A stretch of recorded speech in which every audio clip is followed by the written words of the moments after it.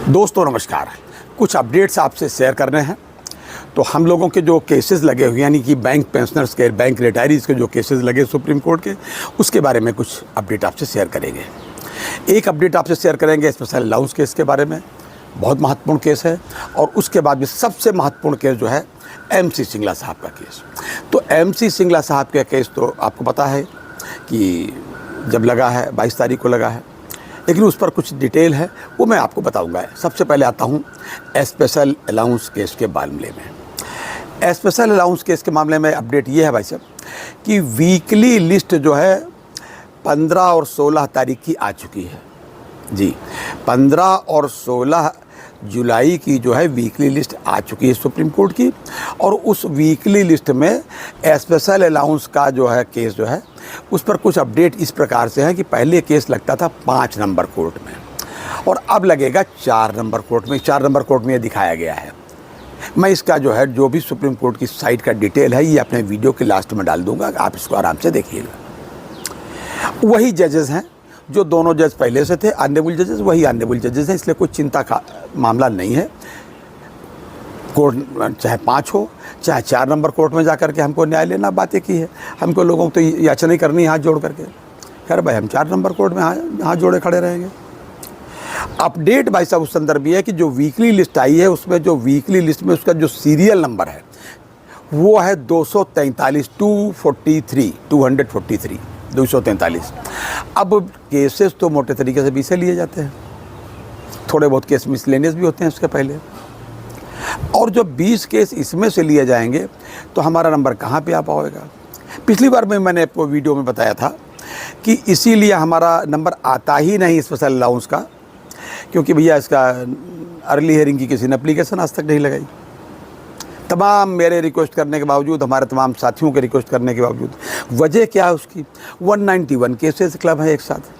हर आदमी चाहता है कि भैया हर पिटिशनर की वो लगा दें कि वो लगा दें। भाई इसमें थोड़ा खर्चा भी होता है, भागदौड़ तो होती थोड़ा खर्चा भी होता है, और थोड़ा क्या ठीक से होता है।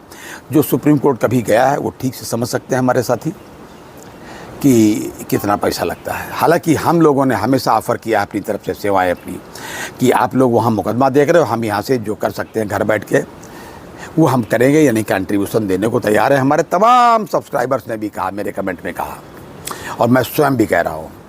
बहरहाल किसी ने अभी तक एप्लीकेशन नहीं लगाई तो 243 नंबर पे उसका नंबर आ गया।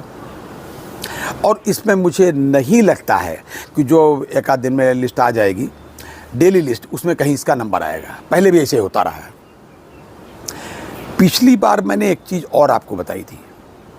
देखिए एक तो ये केस अभी लगा है चिन्मय मजूमदार के केस के साथ में, वो रिटायरल बेनिफिट का तो केस है लेकिन स्पेशल अलाउंस का नहीं है,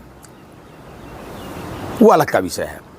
अब मैंने पिछले वीडियो में आपको बताया था कि Uttar Pradesh bank pensioners forum की एक बैठक हुई थी 27 जून को, नहीं माफ़ कीजिएगा 27 मई को।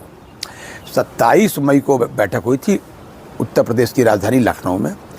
उसमें एक पेटिशनर हैं जो उत्तर प्रदेश से आते हैं, यूको बैंक के पुराने GM और DGM रह चुके हैं, RRB बंगाल में, वेस्ट बंगाल में चेयरमैन भी रह चुके हैं, जुझारू कामरेड हैं। उन्होंने एक पिटीशन खुद की फाइल की, मतलब खुद में वो पिटिशनर है स्पेशल अलाउंस के केस के मामले में, मतलब जो हाईकोर्ट लखनऊ से, इलाहाबाद हाईकोर्ट की जो बेंच है लखनऊ, वहाँ में उन्होंने केस फाइल किया था, यानी कि वो पिटिशनर है। उन्होंने ये जानकारी दी उस मीटिंग में कि 12 पिटिशनर मिलकर के ये तय किया है उन लोगों ने कि जब कोर्ट खुलेगा तो एक एप्लीकेशन लगाएंगे कि हम लोगों का केस जल्दी सुन लिया जाए। हम लोग रिटायरीज हैं, हम लोग बहुत बुज़ुर्ग हैं, सीनियर सिटीजन हैं, और ये भी अनुरोध करेंगे 12 एक साथ एक एप्लीकेशन में कि हम लोगों का केस चिन्मय मजूमदार के केस के साथ जो अटैच है वहाँ से हटा करके बाबूराम कश्यप जी के केस के साथ जोड़ दिया जाए।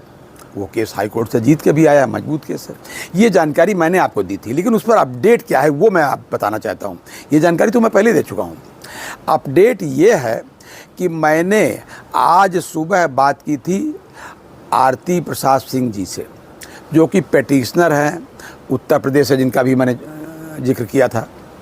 यूको बैंक के जो DGM साहब रहे, जो पेटिशनर हैं, मैंने उसका अपडेट जानना चाहा था पिछली बार उन्होंने बताया था कि हम लोगों ने इसकी तैयारियां कर ली हैं, वकील साहब से लोगों से बात भी हो गई है और उसका एक एप्लीकेशन जो अर्ली हियरिंग की, और साथ में ये कि हमारा वहाँ के हटा दिया जाए, चिन्मय मजूमदार के केस के साथ से हमारा बाबूराम कश्यप के साथ अलग सुन लिया जाए, ये एप्लीकेशन लगाएंगी। जानकारी मैंने दी थी। तो मैंने उनको फ़ोन किया कि सर उसका अपडेट अब क्या है। तो आज उन्होंने हमको बताया कि कोर्ट तो कल खुल जाएगी, लेकिन हम लोग कल एप्लीकेशन डालने नहीं जा रहे हैं।